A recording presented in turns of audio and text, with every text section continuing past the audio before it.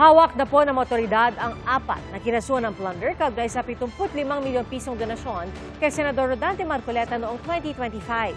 Pasado po alas 6:30 ngayong gabi, naaresto sa isang gasolinahan sa Quezon City ang negosyanteng si Aristotel Baluyot Viray. Nauna namang inaresto si Marcoleta na dinala sa PNP General Hospital dahil sa pananakit ng dibdib. Saksi si Maki Pulido. Pasado alas 8 ng umaga kanina nang mag-isang dumating sa Sandigan Bayan si Senador Rodante Marcoleta. Naroon siya para sa pagdinig sa inihain niyang motion to quash o pagbasura ng kasong plunder. Kasabay niya ng motion din huwag munang mag-issue ng arrest warrant laban sa kanya. Pero handa na raw pala ang arrest warrant noong Biyernes pa. Ayon sa mga mahistrado ng Sandigan Bayan 3rd Division, hindi lang ito inilabas noon dahil pa-weekend na. Let me stress, yung warrant of arrest does not constitute a determination of guilt. Hindi pa guilty yan. All the accused continue to enjoy the constitutional presumption of innocence until their guilt is proven beyond reasonable doubt. Dagdag pa ng mahistrado, pinag-aralan nila ng maigi ang mga dokumento at ebidensya at nakitaan nila ito ng probable cause. Posibleng may naganap na krimen kaya nag-issue na ang korte ng warrant. Pero pag-aaralan pa rin daw nila ang motion to quash ni Marcoleta.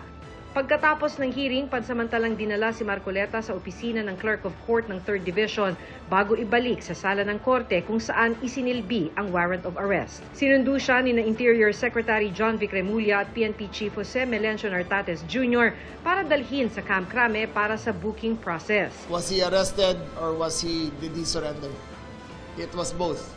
He went there voluntarily sa Sandigan Bayan to file a motion to quash. Subsequently, when it was denied, we closed down the building, we arrived, and we arrested him.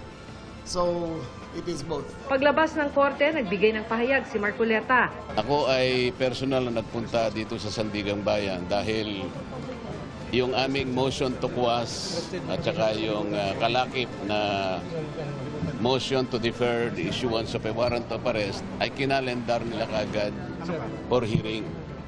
Itong ganito nga sa umagang ito. Ngayon, napakagandang indikasyon yon na umiral ang ating mga batas. Ang sabi ng Sandigang Bayan, meron na silang determination of probable cause.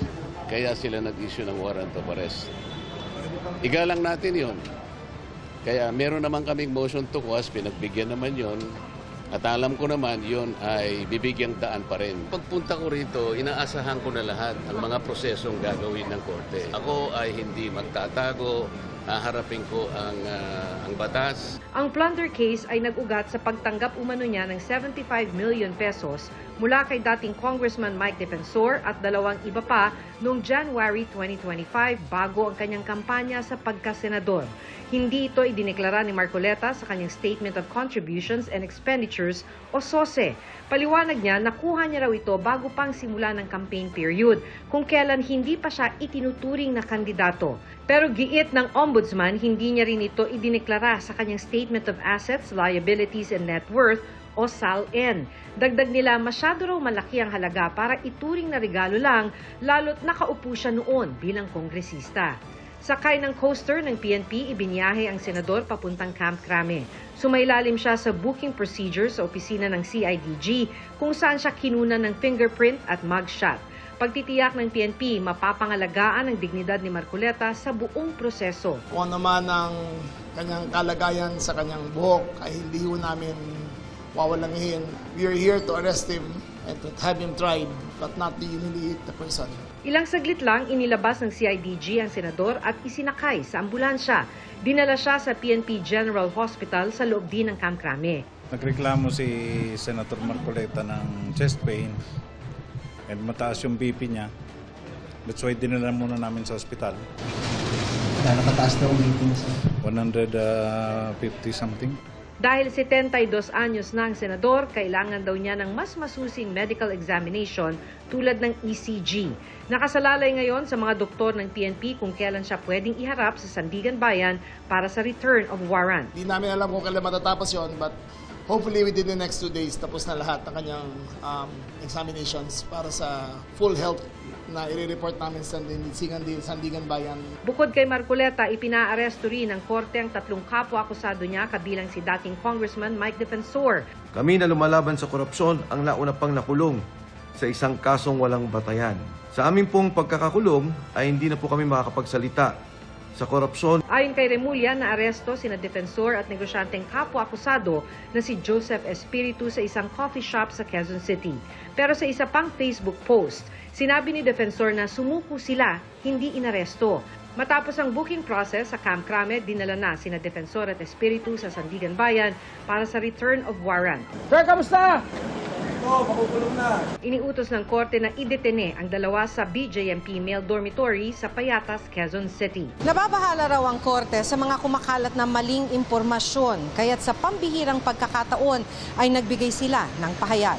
Iginiit ni Associate Justice Carl Miranda na magkakaopinyon lang ang korte sa pamamagitan ng kanilang desisyon matapos ang masusing pag-aaral sa kaso. The judiciary does not decide cases based on political affiliation, public opinion, public pressure, or the passions of the moment.